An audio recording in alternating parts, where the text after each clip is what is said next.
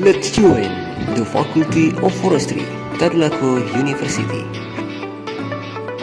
Kali ini kita mempelajari inventarisasi hutan menyeluruh berkala atau IHMB. Mari simak videonya. Pernah nggak sih kepikiran gimana caranya kita tahu ada berapa banyak pohon di sebuah hutan? Nah, sekarang kita akan coba bedah pertanyaan besar ini. Coba deh bayangin, ada sebuah hutan produksi yang luasnya, bisa seluas negara kecil. Hutan inilah yang jadi sumber bahan baku buat banyak barang yang kita pakai sehari-hari. Pertanyaannya, gimana kita tahu berapa banyak kayu yang boleh diambil tanpa bikin hutan itu rusak? Apa iya kita harus hitung satu persatu pohonnya? Wah, kedengarannya mustahil banget kan? Ternyata jawabannya jauh lebih cerdas dari itu. Kita nggak perlu hitung semuanya. Kuncinya adalah sampling atau pengambilan sampel. Dan ini jadi dasar dari sebuah ide besar, inventarisasi hutan 10 tahunan. Oke, sekarang kita masuk ke bagian kenapanya. Kenapa sih kita harus repot-repot melakukan ini semua? Jawabannya simpel tapi krusial. Ini semua demi masa depan yang berkelanjutan. Ini adalah cara kita menyeimbangkan antara kebutuhan kita akan hasil hutan dan kewajiban kita untuk menjaga hutan itu sendiri.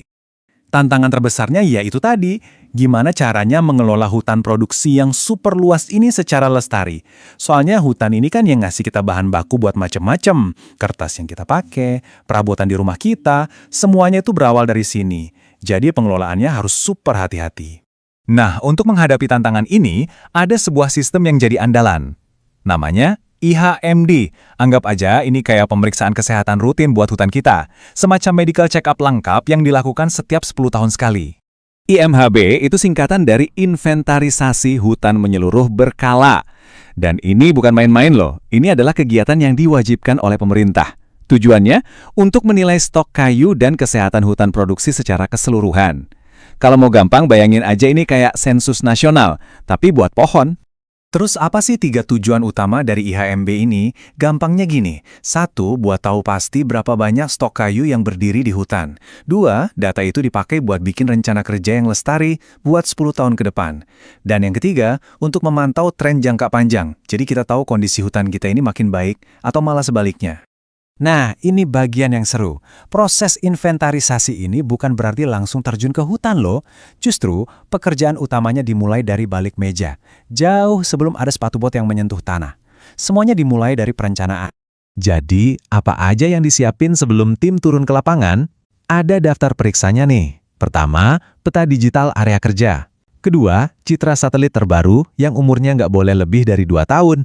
Terus, ada peta stratifikasi tutupan hutan. Nah, stratifikasi ini intinya membagi-bagi hutan jadi beberapa kelas berdasarkan kerapatannya. Mana yang lebat, mana yang agak jarang. Ini penting banget biar pengambilan sampelnya nanti jadi lebih efisien dan akurat. Oke, dari perencanaan kita masuk ke inti ilmunya, sampling. Gimana caranya plot-plot kecil yang kita ukur bisa menceritakan kondisi keseluruhan hutan yang luasnya ribuan hektar. Nah, disinilah keajaiban statistik bekerja. Ini bukan kira-kira ya, para ahli kehutanan pakai statistik buat menghitung jumlah pasti plot yang dibutuhkan. Tujuannya apa? Supaya bisa dapat perkiraan yang andal dengan tingkat kepercayaan sampai 95%. Artinya, metode ini sangat-sangat bisa dipertanggungjawabkan secara ilmiah. Metode samplingnya pun nggak kaku, tapi menyesuaikan dengan tipe hutannya. Coba kita bandingkan. Kalau di hutan alam, kan kompleks banget tuh. Banyak jenis pohon, umurnya beda-beda. Makanya, butuh plot lebih banyak. Bisa 700-900 plot bentuknya persegi panjang. Beda lagi sama hutan tanaman, yang isinya seragam, jenis dan umurnya sama. Nah, ini lebih gampang diprediksi, jadi plotnya lebih sedikit, cukup sekitar 100-an, dan biasanya bentuknya lingkaran. Coba kita lihat lebih dekat satu plot sampel di hutan alam. Desainnya itu cerdas banget. Jadi ini bukan cuma satu petak biasa. Di dalam plot utama untuk ngukur pohon-pohon raksasa, ada subplot yang lebih kecil buat ngukur pohon-pohon yang lebih muda. Terus ada lagi subplot yang lebih kecil lagi buat ngukur anakan pohon, sampai ke yang paling kecil. Jadi, satu plot ini kayak sensus mini yang bisa merekam semua tingkatan umur pohon dari bibit sampai yang paling tua. Di lapangan, konsistensi itu segalanya.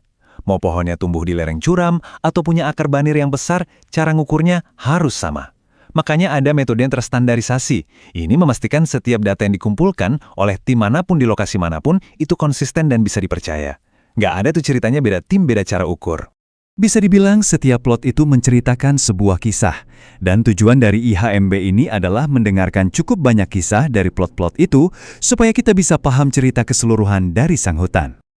Oke, semua data dari lapangan sudah terkumpul. Terus gimana? Nah, disinilah prosesnya berlanjut, dari angka-angka mentah menjadi sebuah keputusan yang bakal menentukan nasib hutan ke depannya. Semua data ini kemudian dianalisis secara mendalam.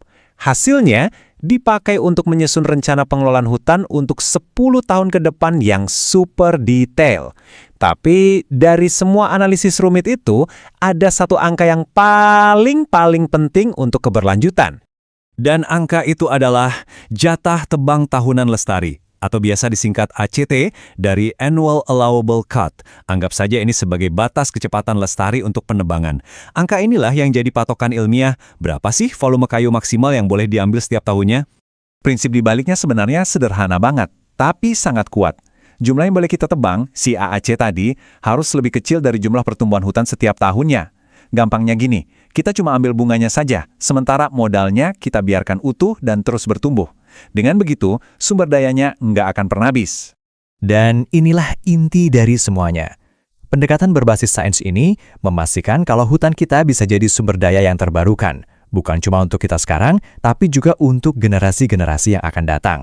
Jadi, data ini ibaratnya menyediakan peta untuk masa depan yang lestari. Pertanyaannya adalah, siapa yang memegang kompasnya? Karena pada akhirnya, sehebat apapun datanya, semua kembali ke kita untuk menjalankannya dengan benar.